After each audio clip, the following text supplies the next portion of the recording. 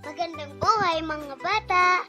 Tara, samahan ninyo akong matuto kasama si Teacher Aika, your online teacher. Please don't forget to subscribe, like, share, and hit the notification bell for more videos. Thank you! Matatag Curriculum, Filipino, Grade 4. Quarter 4, Aralin 7. Ang ating paksa ngayong araw ay tungkol sa liham pangkaibigan. Muli, ako si Teacher Aika, ang inyong online teacher. Simulan na natin. Mga pamantayang pangnilalaman. Nakabubuo ng teksto batay sa iba't ibang layo ng akademya at transaksyonal na teksto, gaya ng liham pangkaibigan, pasasalamat. Nagagamit ang angkop na wika sa pagpapahayag na isinasaalang-alang ang edad, kasarian, paksa at kultura sa iba't ibang sitwasyon. Pakikipag-usap sa kasapi ng pamilya gaya ng pagpapaalam, pag-uutos, paghingi ng paumanhin, pagsali sa usapan ng mga may edad. Nagagamit ang mga bahagi ng pananalita sa pagpapahayag, pangatnig na magkatimbang at di magkatimbang. Mga nilalaman, paksa, kwentong transaksyonal na tekstong liham pangkaibigan, pasasalamat. Kaugnay na paksa, wika, pangatnig. Pangatnig na magkatimbang at di magkatimbang. Tekstong biswal, teksto, memes, logo, icons, barcode, QR code, cartooning at iba pa. Kailangang konsepto at kasanayan, kaibahan ng liham pasasalamat sa iba pang liham.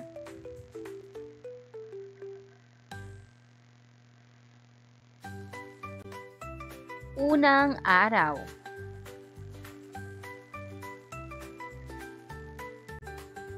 Maikling balik-aral. Balikan natin pagbasa ng isang maikling teksto at pagsagot sa mga tanong, pagtukoy ng mga mag-aaral sa pandiwang kontemplatibo na makikita sa teksto. Muling pagdalaw ni Shelani T. Nasila. Basahin natin. Sa Sabado ay uuwi kaming muli sa aming probinsya ng aking pamilya, kaya't ihahanda na naming lahat ang aming mga gamit. Tiyak na maaga kaming aalis dahil tutungo kami kina lola at lolo. Sigurado akong marami kaming makikitang magagandang tanawin sa aming paglalakbay. Maligaya ang aking pamilya at nasasabik na ang lahat na makita rin ang iba pa naming kamag-anak, malapit sa tirahan ni na lolo at lola. Siguradong ipagluluto kami ni lola ng paborito naming biko at puto at ipapasyal naman kami sa plaza ni lolo. Tiyak na sama-sama na naman kaming magsisimba. Nasasabik na talaga akong makita sila at muli kaming magkasama-sama. Narito ang mga gabay na tanong. Saan pupunta ang pamilya? Sino-sino ang dadalawi ng pamilya? Ano-anong mga salitang kilos ang makikita sa teksto? Sa anong aspekto ng pandiwa maihahanay ang mga salitang kilos sa teksto? At bakit mahalaga ang pagdalaw natin sa ating mga kamag-anak o pamilyang malayo sa atin? Ipaliwanag.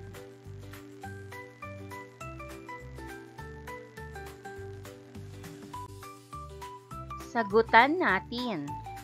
Number 1, saan pupunta ang pamilya?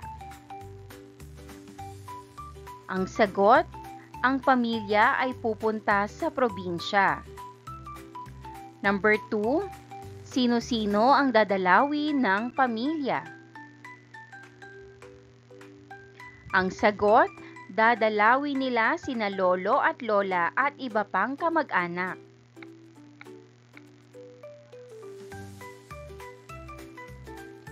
Number 3, ano-ano ang mga salitang kilos ang makikita sa teksto? Ang sagot, ilan sa mga salitang kilos sa teksto ay uuwi, ihahanda, aalis, tutungo, makikitang, ipagluluto, ipapasyal, magsisimba, makita, at magkasama.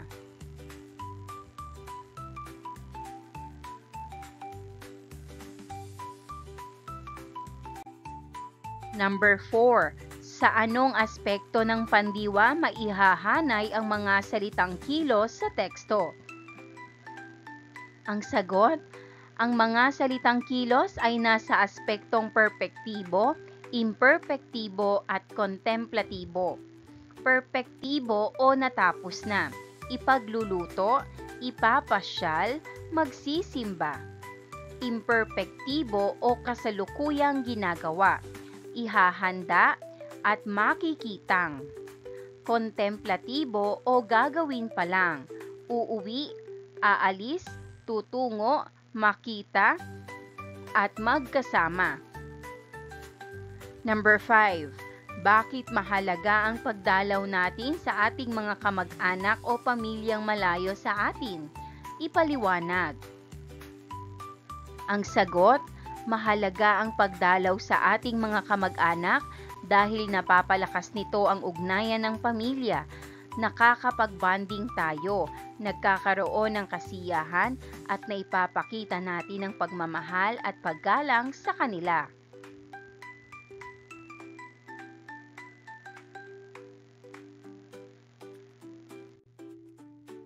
Bahaginan.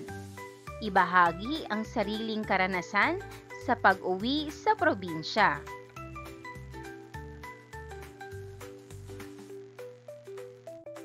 Kahalagahan ng pagiging mapagpasalamat.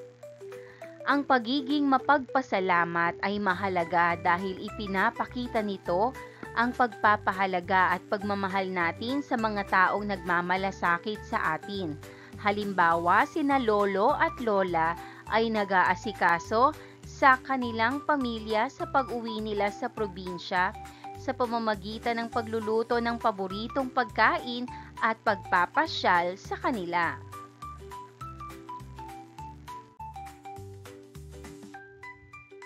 Kung tayo ay magpapasalamat, na ipapakita natin ang ating paggalang at pagpapahalaga sa kanilang kabutihan.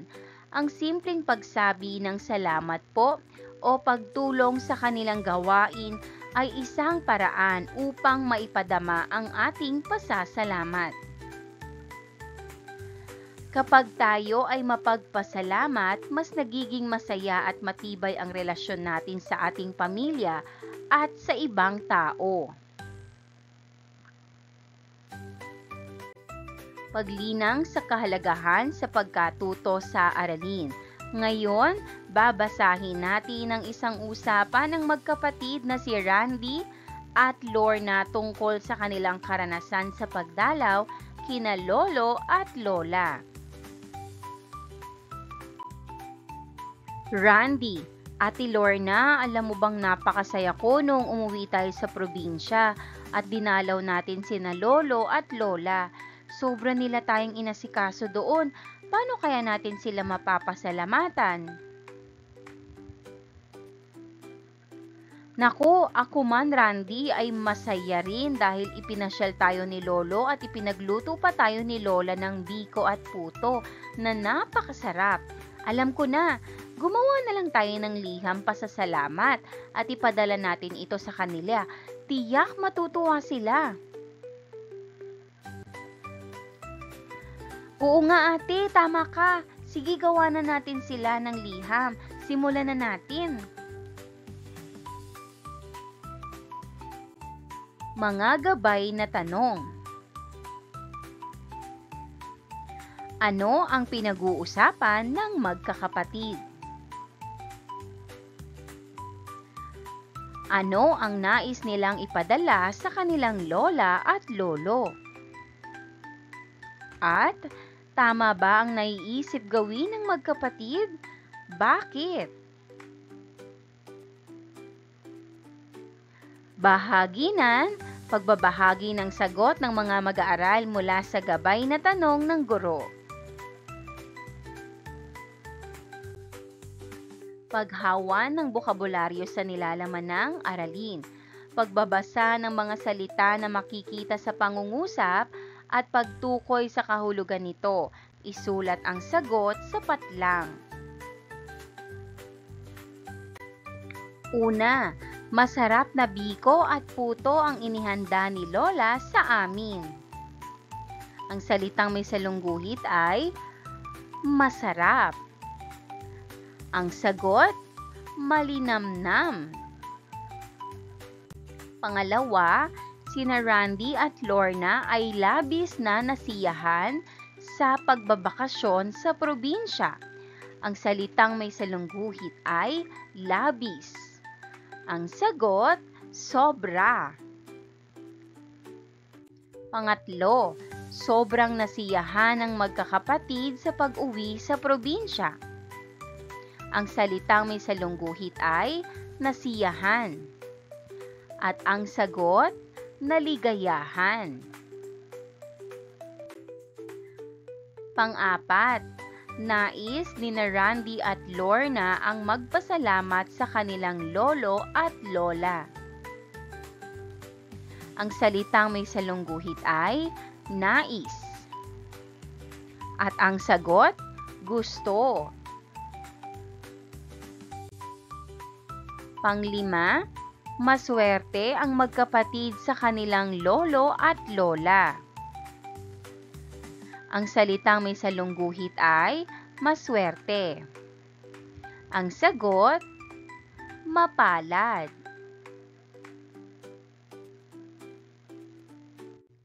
Pang-anim, sila ay mapagmahal at maalaga sa kanilang mga apo. Ang salitang may salungguhit ay mapagmahal. At ang sagot ay mapag-aruga.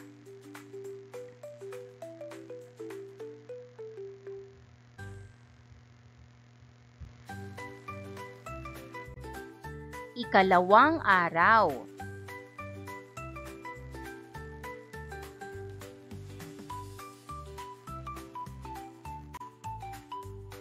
Kaugnay na paksa bilang isa. Tekstong impormatibo.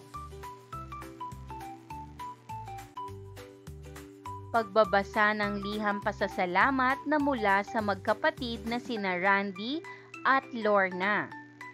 Ang liham pasasalamat ni Randy at Lorna isinulat ni Shelanie T. Nasilia. Number 44 Raimundo Street, Malinta, Valenzuela City, Hunyo 15, taong 2024. Mahal naming lolo at lola. Marami pong salamat lolo at lola sa pag-aasikaso po ninyo sa amin noong nakaraang bakasyon. Salamat po lolo sa pagdala po ninyo sa amin sa iba't ibang puok pasyalan.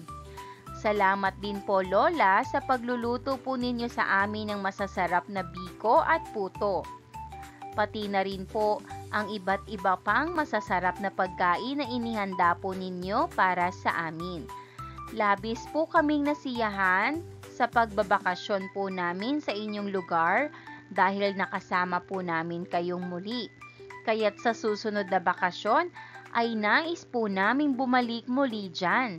Maswerte po kami dahil kayo ang aming naging lolo at lola na mapagmahal at maalaga. Lagi po kayong mag-iingat at mahal na mahal po namin kayo. Lubos na nagpapasalamat, Randy at Lorna.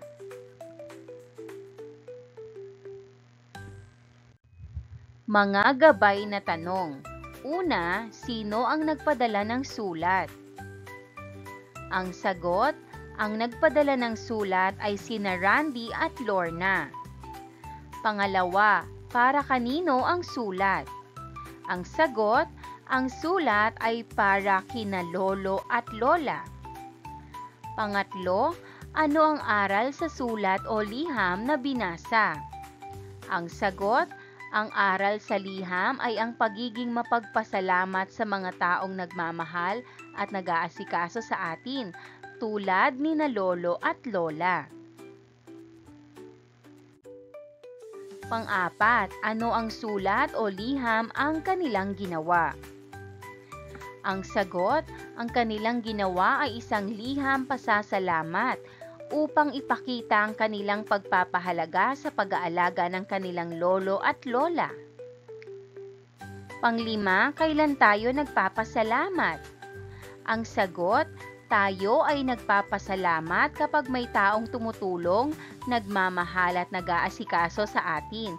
Maaari rin tayong magpasalamat sa anumang biyayang ating natatanggap. Pang-anim, bakit mahalaga na matuto tayong magpasalamat? Ang sagot, mahalaga na matuto tayong magpasalamat dahil ipinapakita nito ang ating pagpapahalaga at respeto sa iba. Nakapagpapasaya ito sa taong pinasasalamatan at nakakatulong upang mapanatili ang mabuting relasyon sa pamilya at kaibigan. Pag-aralan natin ang mga bahagi ng liham na isinulat ni Randy at Lorna. Ito ang bahagi ng pamuhatan. Bating panimula, katawan ng liham, bating pangwakas, at lagda.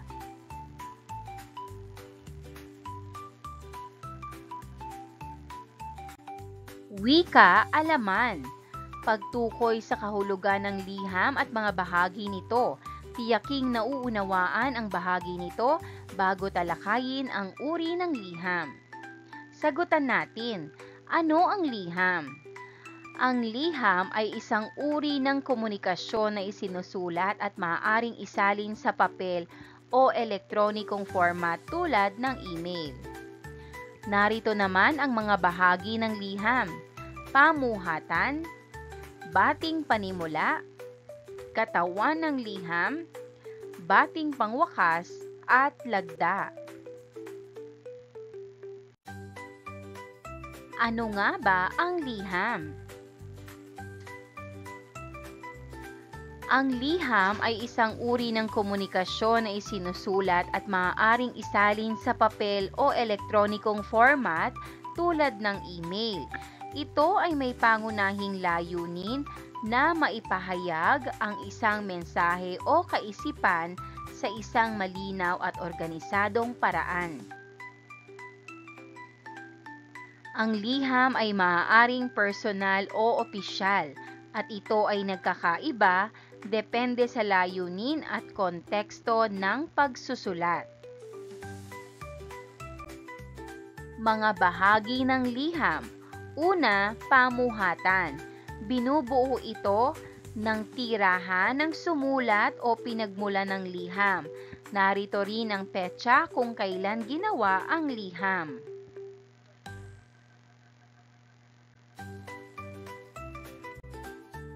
Bating panimula. Ito ang pagbati sa pinadadalhan ng liham. Ginagamitan din ito ng kuwit pagkatapos ng pangalan. Katawan ng liham. Sa bahaging ito nakasaad ang mensahe o layunin ng pagpapadala ng liham. Maaaring mahaba o maikli ito depende sa intensyon ng nagpadala.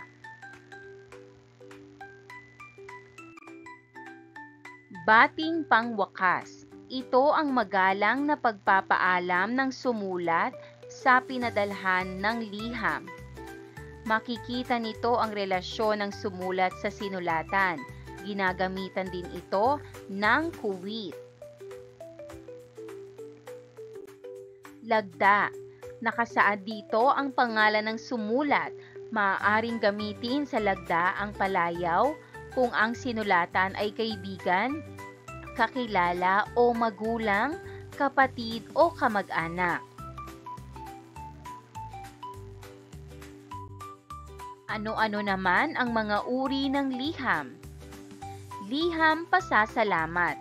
Pagpapahayag ng pasasalamat sa mga naihandog na tulong, kasiyasiyang paglilingkod, pagbibigay ng kapaki-pakinabang na impormasyon, ideya at opinyon, at tinanggap na mga bagay.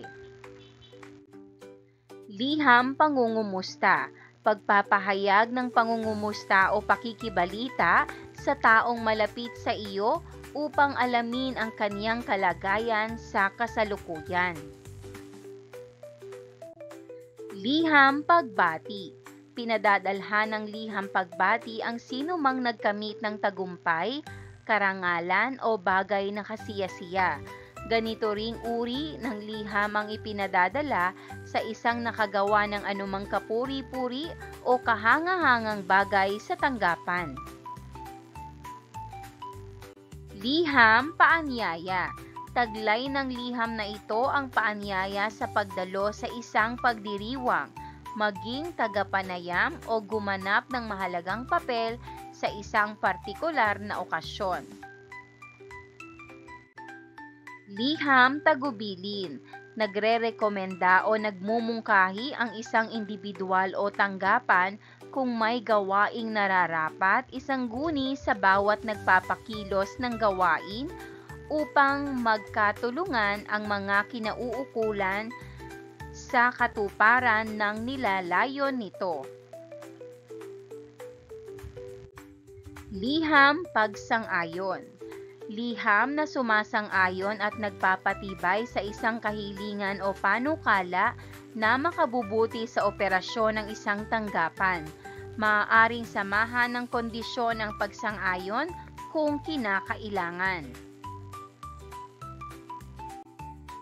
Liham pagtanggi. Nagpapahayag ito ng dahilan ng pagtanggi, di pagpapaunlak, di pagsang-ayon sa paanyaya, kahilingan, panukala at iba pa hingil sa pangangailangang opisyal. Liham pagsubaybay. Ito ang liham na ipinadadala upang alamin ang kalagayan ng liham na naipadala na, subalit hindi nabibigyan ng tugon.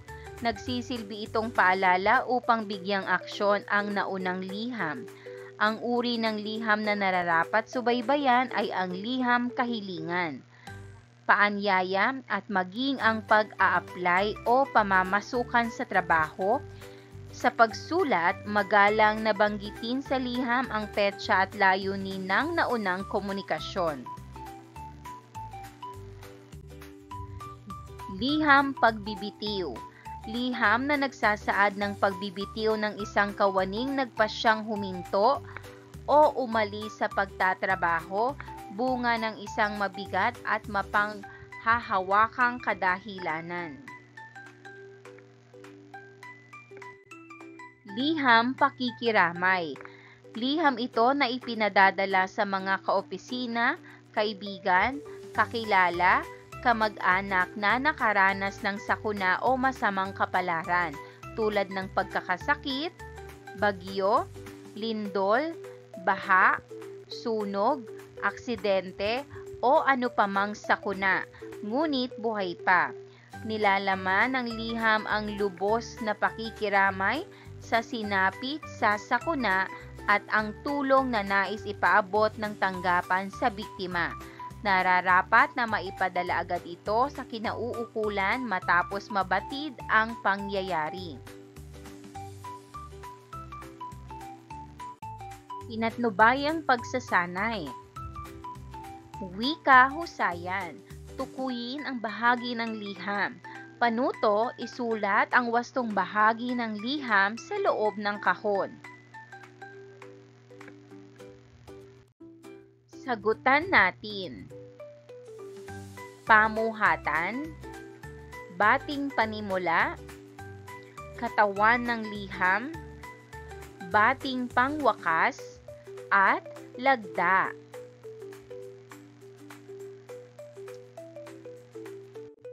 B. Sulat tuklas. Panuto, isulat muli ang liham ayon sa wastong pagkakasunod-sunod ng bawat bahagi nito.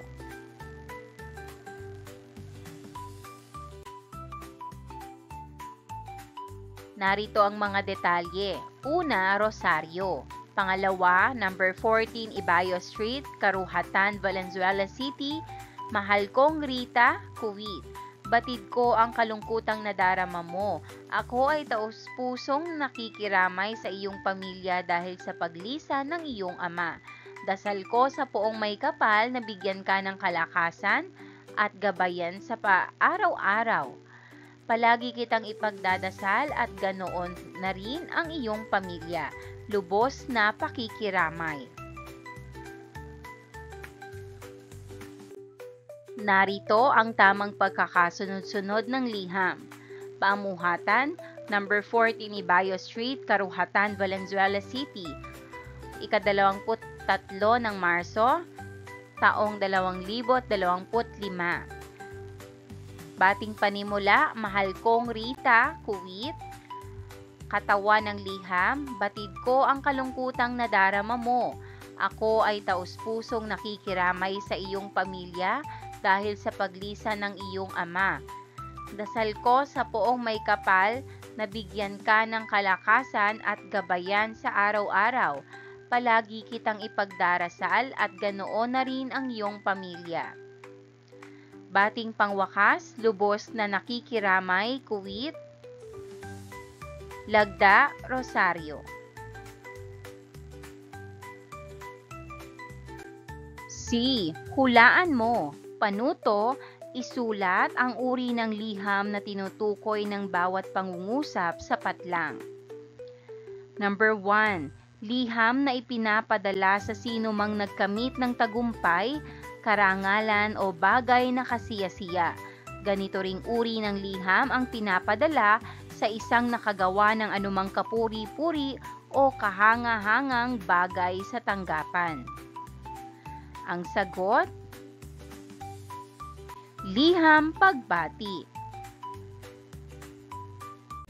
Number 2. Taglay ng liham na ito ang pag-imbita sa pagdalo sa isang pagdiriwang, maging tagapanayam o gumanap ng mahalagang papel sa isang partikular na okasyon. Ang sagot, liham paanyaya. Number 3. Liham ng isang kawaning nagpasyang huminto o umalis sa pagtatrabaho, bunga ng isang mabigat at mapanghahawakang kadahilanan. Ang sagot, liham pagbibitiw. Number 4, liham sa di pagpapaunlak, di pagsang-ayon sa paanyaya, kahilingan, panukala at iba pang hingin sa pangangailangang opisyal at transaksyonal. Ang sagot, liham pagtanggi. Number 5, liham na sumasang-ayon at nagpapatibay sa isang kahilingan o panukala na makabubuti sa operasyon ng isang tanggapan. Ang sagot, liham pagsang-ayon. Paglalapat at pag-uugnay, pangkatang gawain, paglalaro ng Pinoy henyo, huhulaan ang mga bahagi at uri ng liham. Bawat pangkat ay magbibigay ng mga iba't ibang uri ng liham at ihuhulog ito sa loob ng kahon.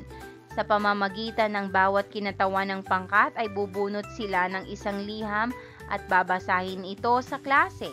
Ipatukoy sa mag-aaralang uri ng liham na binasa at narinig.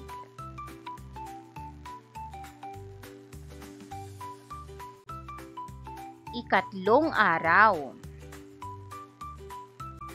Kaugnay na paksa bilang 2. Paggamit ng angkop na wika sa pagpapahayag na isinasaalang-alang ang edad, kasarian, paksa at kultura sa iba't ibang sitwasyon. Pakikipag-usap sa kasapi ng pamilya gaya ng pagpapaalam, pag-uutos, paghingi ng paumanhin, pagsali sa usapan ng mga may edad.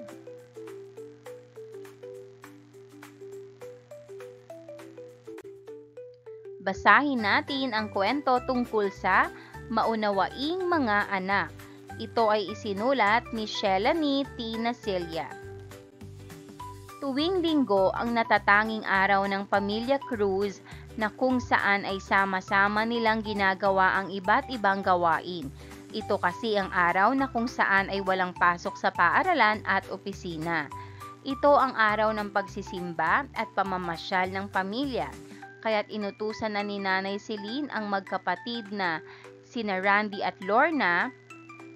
Randy at Lorna, ihanda na ninyo ang inyong mga gamit na susuotin sa ating pamamasyal. Utos ni Nanay Celine. Maligo na kayo at magbihis, dagdag pa nito. Subalit sa di inaasahang tawag ay kailangang pumunta ni Tatay Berting sa ospital dahil sa isinugod sa ospital ang kanyang kapatid. Dali-daling nagpaalam si Tatay Berting sa pamilya. Mga anak, pasensya na kayo, subalit hindi muna tayo matutuloy ang ating pamamasyal. Kinakailangan kong pumunta sa ospital dahil dinala roon ang inyong Tiyo Ben. Dahil nahihirapan daw itong huminga, paliwanag ni Tatay Berting.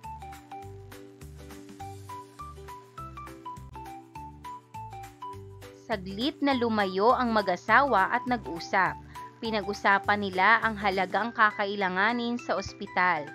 Bagamat may lungkot sa mukha ay naunawaan ng magkapatid ang sitwasyon kaya lumapit sila sa kanilang mga magulang na nag-uusap.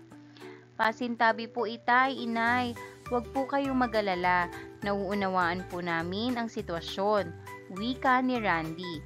Ipagpaumanhin po ninyo kung makikisingit po kami sa inyong pag-uusap. Okay lang po kami itay, inay na hindi umalis ngayon. Ang mahalaga ay maging ligtas si Tiyo Ben. Wika ni Lorna. Ito po ang naipong pera namin ni Ben upang pandagdag sa gastusin sa ospital. Dagdag pa nito. Maraming salamat sa inyo at mapalad kami sa pagkakaroon ng mga anak na tulad ninyo. Wika ni Tatay Berting. O paano, aalis na ako? Dagdag na wika ni Tatay Berting. Labis na natuwa ang mag-asawa dahil mapalad sila sa pagkakaroon ng mga mauunawain at matulunging mga bata o anak. Mga tanong. Sino-sino ang mga tauhan sa kwento? Bakit hindi natuloy ang pamamasyal ng pamilya Cruz? Paano ipinakita ni na Randy at Lorna ang pagmamalasakit sa kanilang tiyo? Tama ba ang ginawa ng magkapatid? Ipaliwanag ang iyong sagot. Sagutan natin. Una, sino-sino ang mga tauhan sa kwento? Ang sagot, ang mga tauhan sa kwento ay sina Nanay Celine, Tatay Berting, Randy, Lorna at Tiyo Ben. Pangalawa, bakit hindi natuloy ang pamamasyal ng pamilya Cruz? Ang sagot, hindi natuloy ang pamamasyal ng pamilya Cruz dahil kinailangang pumunta ni Tatay Berting sa ospital upang tingnan ang kanyang kapatid na si Tiyo Ben na nahihirapang huminga. Pangatlo, paano ipinakita ni na Randy at Lorna ang pagmamalasakit sa kanilang tiyo?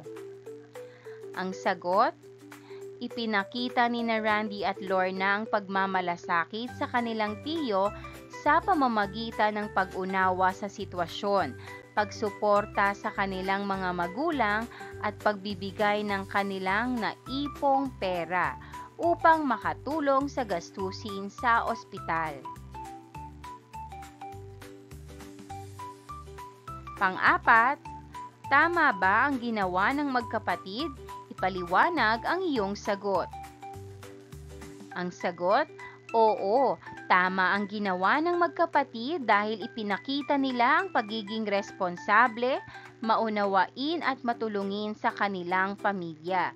lalo na sa panahon ng pangangailangan. Gawain. Panuto, pagtapatin ang hanay A sa hanay B ayon sa sinabi ng mga tauhan sa kwento. Isulat ang angkop na sagot sa patlang. Sagutan natin. Una, Randy, Lorna, ihanda na ninyo ang inyong mga damit na susuotin sa ating pamamasyal. Ang sagot, letter B, pag-uutos. Pangalawa, mga anak, pasensya na kayo, subalit hindi matutuloy ang ating pamamasyal. Ang sagot, A, paghingi ng paumanhin. Pangatlo, pasintabi po itay, inay, huwag po kayong mag-alala, naunawaan po namin ang sitwasyon. Ang sagot, letter D, pagsali sa usapan ng matatanda ng may paggalang. Pang-apat, maraming salamat sa inyo at mapalad kami sa pagkakaroon ng mga anak na tulad ninyo. Ang sagot, letter E, paghingi ng pasasalamat. Number 5. O, paano aalis na ako? Ang sagot, C, pagpapaalam. Kaugnay na paksa bilang 3. Pangatnig, magkatimbang at di magkatimbang. Pagproseso ng pag-unawa. Pangatnig, ito ay ang mga kataga o lipon ng mga salitang nag-uugnay sa dalawang salita, parirala, o sugnay upang mabuo ang diwa o kaisipan ng isang pahayag.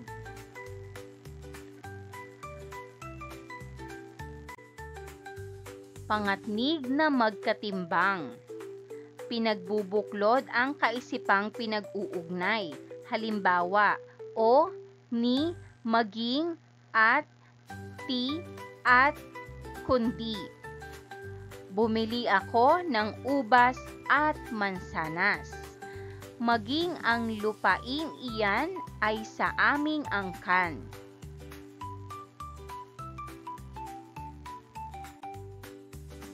Maaring pasalungat. Sinasalungat ng ikalawang kaisipan ang ipinahahayag ng nauna. Halimbawa, ngunit, subalit, datapwat, bagamat, at pero. Matalino sana si Boboy, ngunit tamad mag-aral. Maliligo sana kami bukas sa ilog, subalit hindi ako pinayagan ni tatay.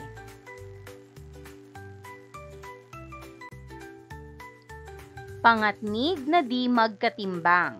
Nagpapakilala ng sanhi o dahilan.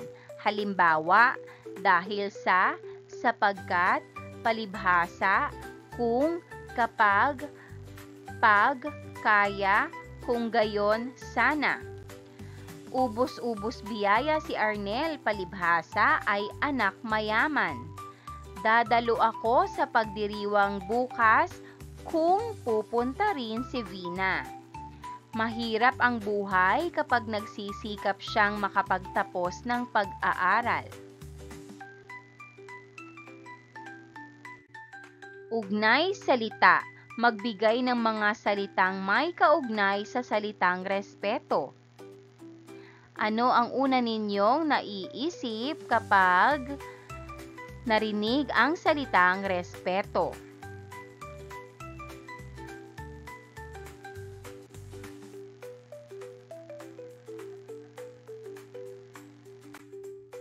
Narito ang maaaring sagot: paggalang, pakikisama, pagtanggap, kabutihang loob, pagpapahalaga, pagpapakumbaba, pakikitungo, at pagmamahal.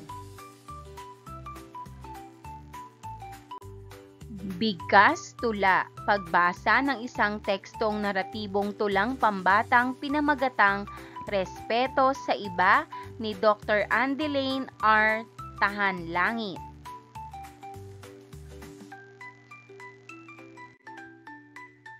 Ang mga Pilipino'y maraming katangiang taglay. Isa na nga rito ay ang pagiging magalang, sapagkat walang pinipiling kasarian. Ang paggalang sa kapwa ay pantay-pantay. Kaya't sa lahat ng pagkakataon, maging sa anumang sitwasyon, paggamit ng po at opo'y palaging mayroon. Sa pakikipag-usap ay hindi nalilimutan iyon.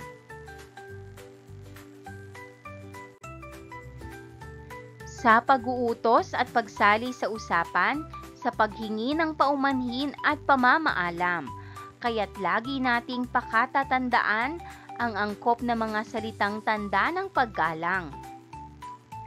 Masasalamin din dito ang kahalagahan ng pasasalamat sa lahat ng biyayang ating natatanggap.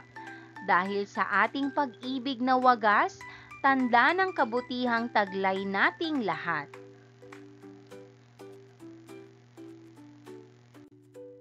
Gabay na mga tanong. Una, anong katangian ng mga Pilipino ang nabanggit sa tula? Mula sa tula, paano ipinakikita ang pagiging magalang?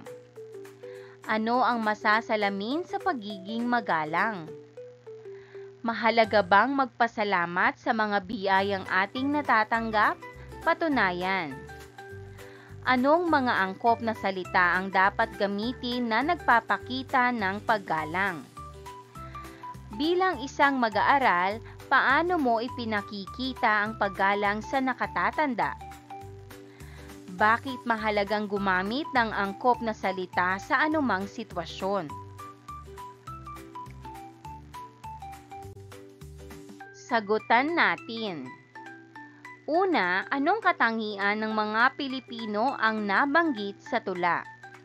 Ang sagot, ang katangiang nabanggit sa tula ay pagiging magalang ng mga Pilipino. Pangalawa, mula sa tula, paano ipinakikita ang pagiging magalang? Ang sagot, ipinakikita ang pagiging magalang sa paggamit ng po at opo, sa pakikipag-usap, sa maayos na pakikitungo sa iba, at sa paggamit ng magalang na salita sa anumang sitwasyon. Pangatlo, ano ang masasalamin sa pagiging magalang? Ang sagot, masasalamin sa pagiging magalang ang pagpapahalaga sa kapwa at ang mabuting asal ng isang tao. Pang-apat, mahalaga bang magpasalamat sa mga biyayang ating natatanggap? Patunayan. Ang sagot, oo, mahalaga ang magpasalamat dahil ito ay nagpapakita ng pagpapahalaga sa kabutihang natanggap at nagpapakita ng mabuting asal. Panglima, anong mga angkop na salita ang dapat gamitin na nagpapakita ng paggalang? Ang sagot, ang mga angkop na salitang nagpapakita ng paggalang ay po, opo, paumanhin, salamat at pakiusap. Pang-anim, bilang isang mag-aaral, paano mo ipinakikita ang paggalang sa nakatatanda? Ang sagot, bilang isang mag-aaral, ipinakikita ko ang paggalang sa nakatatanda sa pamamagitan ng paggamit ng magagalang na pananalita, pakikinig ng maayos at pagsunod sa kanilang payo at utos. Pang-pito, bakit mahalagang gumamit ng angkop na salita sa anumang sitwasyon? Ang sagot, mahalaga ang paggamit ng angkop na salita sa anumang sitwasyon upang ipakita ang paggalang, maiwasan ang hindi pagkakaunawaan at mapanatili ang maayos na pakikipag-ugnayan sa iba. Pinatnubayang pagsasanay, hanay pangatnig. Ihanay ang mga pangatnig na ginamit sa tula kung ito ay pangatnig na magkatimbang o pangatnig na di magkatimbang.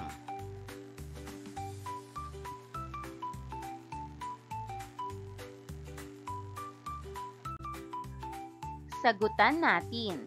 Pangatnig na magkatimbang. At, kaya't, o. Pangatnig na di magkatimbang. Sapagkat, dahil, upang. Pinatnubayang pagsasanay, pahiwatig. Tukuyin ang ipinahihiwatig ng mga sumusunod na mga larawan. Pagkatapos ay lagyan ng dialogo ang bawat larawan gamit ang mga pangatnig na magkatimbang at di magkatimbang. Narito naman ang mga gabay na tanong. Anong katangi ang Pilipino ang masasalamin sa mga larawan? Ibahagi ang iyong sagot sa klase. Sa inyong palagay, angkop ba ang inyong mga salitang ginamit sa iba't ibang sitwasyon? Patunayan.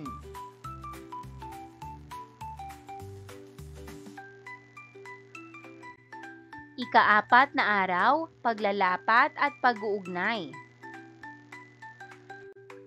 Pabaong pagkatuto. A. Sumulat ng isang liham pasasalamat sa iyong magulang at tiyaking kumpleto ang bahagi ng liham na gagawin. Tiyakin ding ito ay nakasulat ayon sa wastong pagkakasunod-sunod ng bawat bahagi.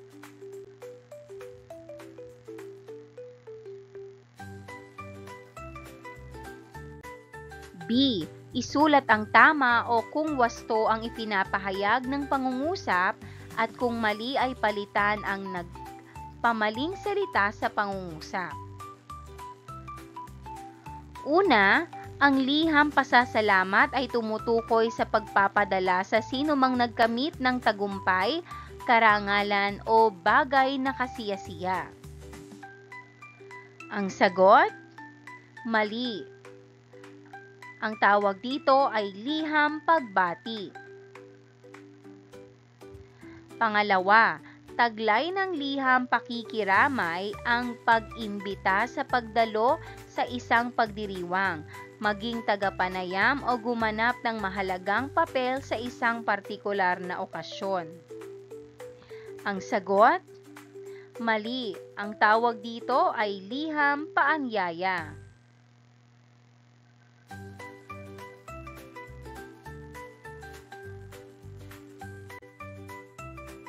Pangatlo, ang liham pagbibitiw ay tungkol sa isang kawaning nagpasyang huminto o umalis sa pagtatrabaho, bunga ng isang mabigat at mapanghahawakang kadahilanan. Ang sagot? Tama. Pang-apat, ang liham pagsubaybay ay tungkol sa pag-alam ng kalagayan ng liham na naipadala na, subalit hindi nabibigyan ng tugon. Ang sagot? Tama. Panglima, ang liham paanyaya ay ang pag-imbita sa isang pagdiriwang, maging tagapanayam o gumanap ng mahalagang papel sa isang partikular na okasyon.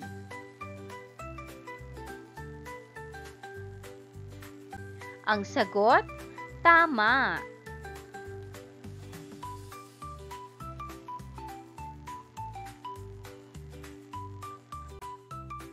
C. Tala, pangatnig. Itala sa talahan na yan ang mga pangatnig na magkatimbang at di magkatimbang na natutuhan. Narito ang table na inyong sasagutan. Unang column, pangatnig na magkatimbang. Pangalawang column, pangatnig na di magkatimbang. Pagninilay sa pagkatuto. Basahing mabuti ang sitwasyon at pagnilayan ang sagot hingil dito. Una, kung ikaw sina Lorna at Randy ay tutulong ka ba sa inyong tiyong nagkasakit? Sa paanong paraan? Pangalawa, bakit mahalagang matuto tayong magpasalamat sa kapwa? Pangatlo, magsalaysay ng iyong karanasang nagpapakita ng pagiging mapagpasalamat. Ibahagi ang iyong sagot sa klase. Pagsusulit. A. Panuto. Isulat ang bahagi ng liham na tinutukoy ng bawat pangungusap. Una, nakasaad dito ang pangalan ng sumulat. Maaaring gamitin sa lagda ang palayaw kung ang sinusulatan ay kaibigan, kakilala o magulang, kapatid o kamag-anak. Ang sagot, lagda. Pangalawa, binubuo ito ng tirahan ng sumulat o pinagmulan ng liham. Narito rin ang petsa kung kailan ginawa ang liham. Ang sagot, pamuhatan. Pangatlo, ito ang magalang na pagpapaalam ng sumulat sa pinadalhan ng liham. Makikita nito ang relasyon ng sumulat sa sinulatan. Ginagamitan din ito ng kuwit. Ang sagot, bating pangwakas. Pang-apat, ito ang pagbati sa pinadadalhan ng liham. Ginagamitan din ito ng kuwit pagkatapos ng pangalan. Ang sagot, bating panimula. Panglima, sa bahaging ito nakasaad ang mensahe o layunin na pagpapadala ng liham. Maaaring mahaba o maikli ito depende sa intensyon ng nagpadala. Ang sagot, katawan ng liham. B. Panuto. Sa lungguhitan ang pangatnig na ginamit sa pangungusap at isulat sa patlang kung magkatimbang o di magkatimbang. Una, malimit tayong makagawa ng mga maling desisyon, subalit pinipilit naman natin itong maitama. Ang sagot, magkatimbang. Subalit.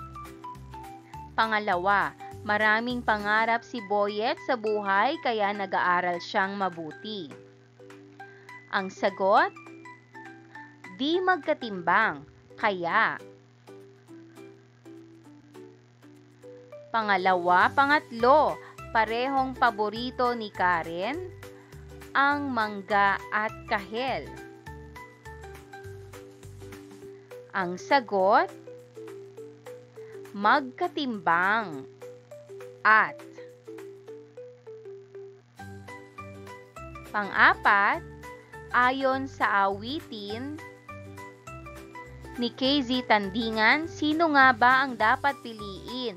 Mahal ko o mahal ako? Ang sagot, magkatimbang o. Panglima, ipinanganak na mahirap si Angelo ngunit hindi ito naging hadlang upang magsikap siya sa buhay. Ang sagot, di magkatimbang, ngunit.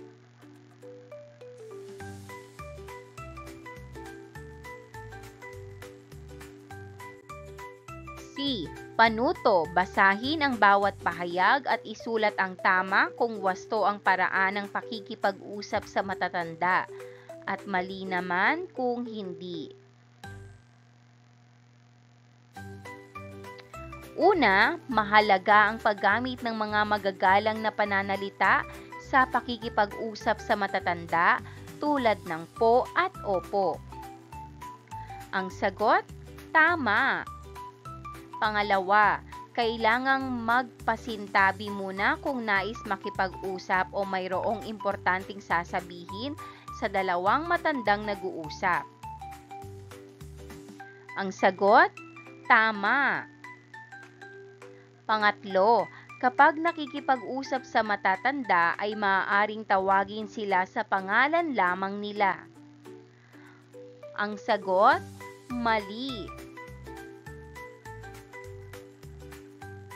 Pang-apat, huwag kalimutan ang salitang paki o maaari kapag nais magbigay ng utos sa mas matanda sa iyo.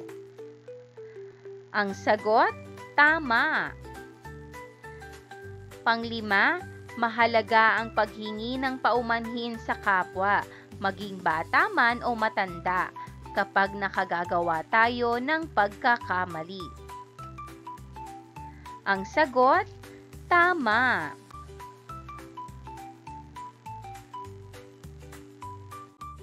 Gawaing pantahanan o takdang aralin. Sumulat ng liham pasasalamat sa isang taong natatangi o espesyal sa iyo.